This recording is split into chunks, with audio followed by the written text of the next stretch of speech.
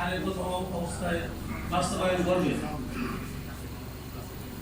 আমরা আন্তঃবিশ্ববিদ্যালয় কর্মচারী ফেডারেশনের পক্ষ থেকে এবং 11 থেকে 20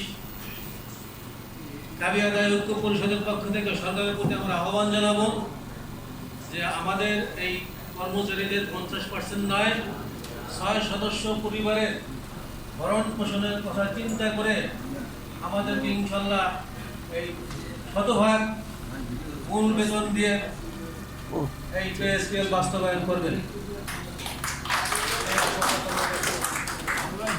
আমাদের অনেক সিনিয়র নেতৃবৃন্দ এখানে আছেন, পে স্কেল নিয়ে বলার কিছু নাই, তারপরেও আপনারা মনে করেন অনেক সিনিয়র নেতৃবৃন্দ আছেন এই পে স্কেলের বিষয়ে বিভিন্ন বক্তব্য দিবেন। বাংলাদেশ আন্তঃবিশ্ববিদ্যালয় কর্মচারী ফেডারেশন বা আবিকপ আয়োজিত মনোমিছিল ও সংবাদ সম্মেলন এমন কোনো বক্তব্য দিবেন না জাতীয় প্রেস ক্লাবের সংবাদ সম্মেলন হচ্ছে। সরকারের বিপক্ষে যায়, এই অনুরোধ সবার কাছে আমি আহ্বান করছি।